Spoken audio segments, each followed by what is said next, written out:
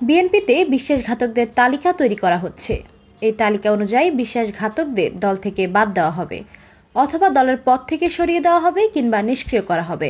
বিএনপির একাধিক দায়িত্বশীল সূত্র বলছে যে দলের ভেতর যারা আন্দোলন সংগ্রামে কাজ করেননি, যারা গা বাছিয়ে পালিয়েছেন, গোপনে সরকারের সঙ্গে করেছেন সমঝোতা, তাদের চিহ্নিত করার কাজ চূড়ান্ত হয়েছে।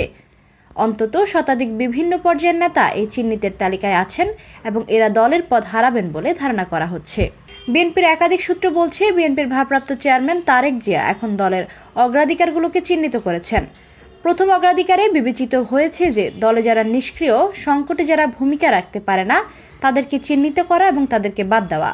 বিএনপির দ্বিতীয় অগ্রাধিকার হলো সংগঠন পুনর্গঠন এবং নিষ্ক্রিয়দেরকে বাদ দিয়ে যারা রাজপথে কাজ করতে পারে এরকম ব্যক্তিদের সামনে আসা, নেতৃত্ব দেওয়া। এবং তৃতীয়ত সংগঠনকে শক্তিশালী করা এবং তারপর আন্দোলন গোছানো।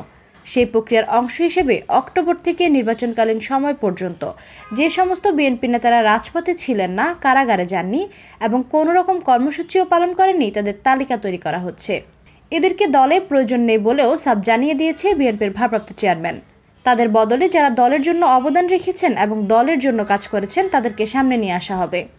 বিএনপির একাধিক সূত্র বলছে যে 28 অক্টোবরের পর থেকে বিএনপির নেতৃত্বাধীন 3 ধরনের প্রবণতা দেখা দিয়েছে। অনেকে কারাবরণ করেছেন এবং সরকার তাদের গ্রেপ্তার করে আন্দোলন বন্ধ করতে চেয়েছিল। এদের মধ্যে মির্জা ফখরুল ইসলাম আলমগীর, আমির খসরু মাহমুদ চৌধুরী, মির্জা আব্বাস সহ আরও অনেক নেতৃবৃন্দ রয়েছে। আর কিছু কিছু নেতা আছেন যারা গ্রেপ্তার এড়িয়ে আন্দোলন সংগ্রামকে এগিয়ে নিয়ে গেছেন।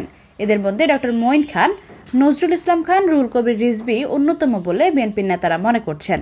আর কিছু কিছু নেতা পাওয়া গেছে যারা এই সময় রহস্যময় নীরবতা পালন করেছে। আত্মগোপনের নামে কর্মসূচি পালন করেনি, এরা কোনো কর্মসূচিতে অংশগ্রহণও করেনি। এদের অনেকেই গোপনে বা প্রকাশ্যে সরকারের সঙ্গে যোগাযোগ করেছেন। স্থায়ী কমিটির একাধিক সদস্যের নামও এই তালিকায় রয়েছে। এদের মধ্যে অবশ্য কয়েকজন অসুস্থতাজনিত কারণে কর্মসূচিতে থাকেনি, কিন্তু কেন্দ্রীয় নেতাদের মধ্যে অন্তত 25 থেকে 26 জন রয়েছে যারা এই সময় কোনো কর্মকাণ্ডে উপস্থিত ছিলেন না। এদেরকে শাস্তির আওতায় আনা হবে এবং শাস্তির ধরন হবে 3 ধরনের। বিএনপির একজন শীর্ষ নেতা বলেছেন যে যারা নিষ্ক্রিয় থেকে কিছু কিছু কাজ করেছেন তাদেরকে সতর্ক করা হবে, ভবিষ্যতে তাদেরকে গুরুত্বপূর্ণ পদে দেওয়া হবে না। যারা একেবারে নিষ্ক্রিয় হয়ে যোগাযোগ বিচ্ছিন্ন ছিলেন, গ্রেপ্তারের ভয়ে তাদেরকে পদ হারাতে হবে। আর যারা গোপনে গোপনে এই সময় সরকারের সঙ্গে যোগাযোগ করেছেন এবং সরকারের সঙ্গে আপোষ করেছেন, তাদের বিরুদ্ধে শাস্তিমূলক ব্যবস্থা নেওয়া হবে। তারা দলের পদ হারাবেন, এরকম বিভিন্ন পর্যায়ে শতাধিক নেতা রয়েছেন বলে বিএনপি সূত্রগুলো বলছে। এখন বিএনপি দলের বিশ্বাসঘাতকদের ব্যাপারে অবস্থান হলো দুষ্ট গরুর চেয়ে শূন্য গোয়াল ভালো। আর এই বাস্তবতায় বিএনপিতে এখন চলছে প্রথম দফার শুদ্ধ অভিযান।